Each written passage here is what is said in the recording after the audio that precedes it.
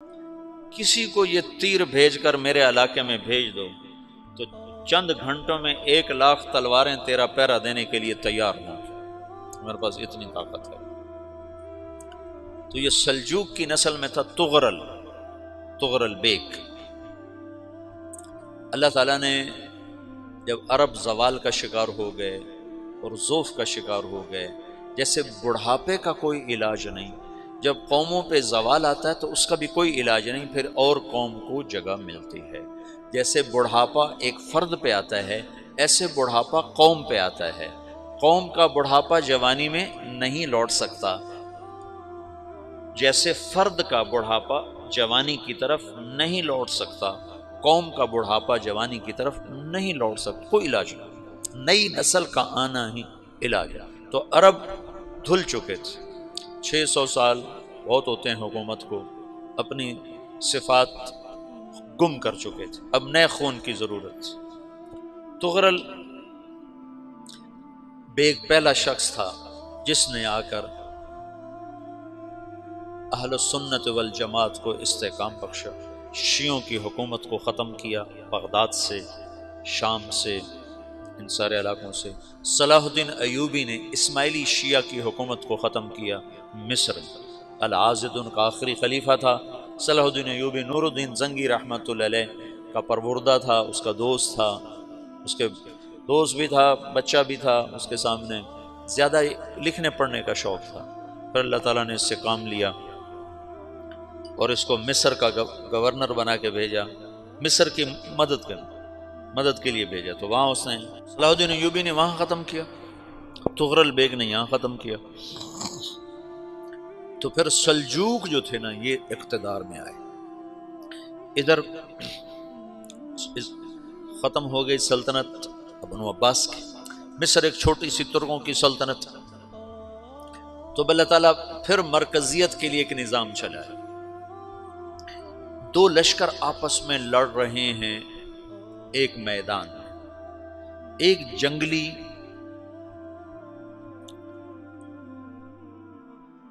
بدوؤں کا قافلہ، جنگل کے لوگ اپنے قبیلے کو لے کر، ایک جنگلی قبیلہ اپنے سردار کے ساتھ نقل مکانی کر رہا ہے ایک جگہ سے دوسری جگہ۔ اللہ کا نظام کہ یہ لوگ چلتے چلتے چلتے اس وادی میں پہنچ گئے جہاں جنگ ہو رہی ہے، دو لشکر آپس میں لڑ رہے ہیں۔ جب یہ وہاں پہنچتے ہیں تو ایک لشکر کے قدم اکھڑ رہے ہیں اور دوسرا غالب آ رہا ہے۔ ان کو نہیں پتا شکست کھانے والے کون ہیں اور فتح پانے والے کون ہیں، ان کو نہیں پتا۔ اس جنگلی قبیلے کے سردار کا نام بھی تغرل ہے، تغرل۔ تو یہ سردار کہتا ہے جو شکست کھا رہے ہیں ان کی مدد کرو، کچھ پتہ نہیں کون ہے، کہتا جو شکست کھا رہے ہیں ان کی مدد کرو۔ تو 400 وحشی جنگلیوں نے فاتح لشکر کے پیچھے حملہ کر دیا۔ وہ تو ایک کافی ہوتا تھا، 400 دوڑ جب تلواریں پڑیں تو چند لمحوں میں نقشہ بدل گیا، بھاگنے والے جم گئے اور جمنے والے بھاگ پڑے۔ جب جنگ ختم ہوئی تو شکست خوردہ لشکر کے بادشاہ نے ان کو بلایا، اسے پوچھتا ہے مجھے جانتے ہو میں کون ہوں؟ کہا نہیں۔ کہا تو تم نے میری مدد کیوں کی؟ کہا انسانی ہمدردی کی وجہ سے، تمہیں شکست ہو رہی تھی اس لیے تمہاری مدد کی۔ پھر اس نے اپنا تعارف کرایا، میں ہوں سلیمان سلجوقی، ترکی کا بادشاہ۔ مسلمانوں کا لشکر تھا اور تاتاریوں سے شکست کھا رہا تھا، تاتاری فتح پا رہے تھے، مسلمان شکست کھا رہے تھے۔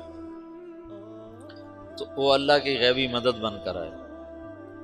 تو وہ اس سے کہتا ہے میرے ساتھ رہنا پسند کرو گے؟ تم نے میرے اوپر احسان کیا ہے، میں اس کا بدلہ دینا چاہتا ہوں، میرے ساتھ رہنا پسند کرو گے؟ کہنے کا کر لوں گا۔ تو اس کو لے کر ترکی آیا، اور استنبول اس وقت روم کی حکومت میں تھا، اس سے فتح کیا اس تغرل کے آگے چوتھے پانچویں پڑپوتے محمد فاتح نے۔ تو یہ استنبول ہے، یہ ترکی ہے، بیچ میں ایک چھوٹا سمندر ہے، یہاں ایک جاگیر ہے۔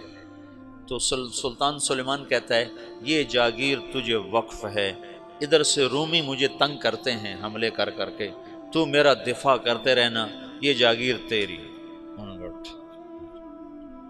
اس جاگیر پہ اس نے اپنے قافلے کو آباد کر دیا، اپنے قبیلے کو، اور ایک چھوٹی سی حکومت بنا لی، جو ایک صوبہ سمجھو سلمان سلجوقی کا، وہ ایک چھوٹا سا صوبہ ہے۔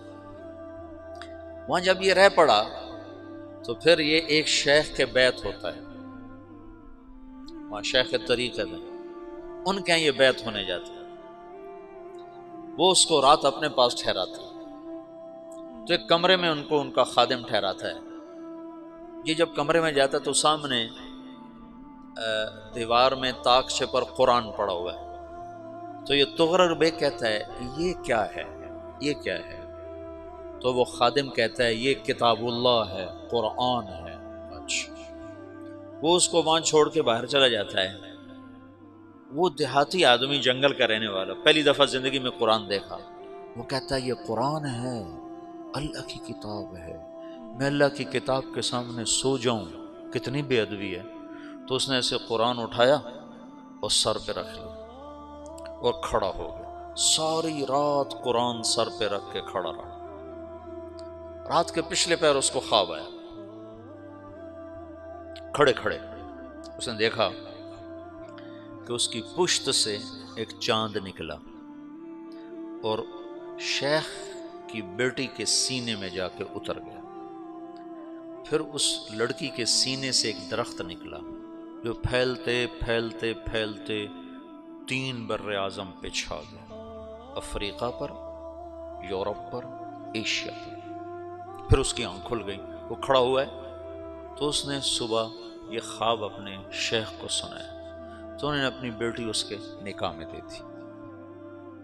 اس بیٹی سے ایک بچہ پیدا ہوا، تغرل بیگ نے اس کا نام رکھا عثمان، عثمانی ترک نام سنا ہوا، جو میں نے کل بتایا تھا کہ 1924 میں وہ خلافت ختم ہوئی۔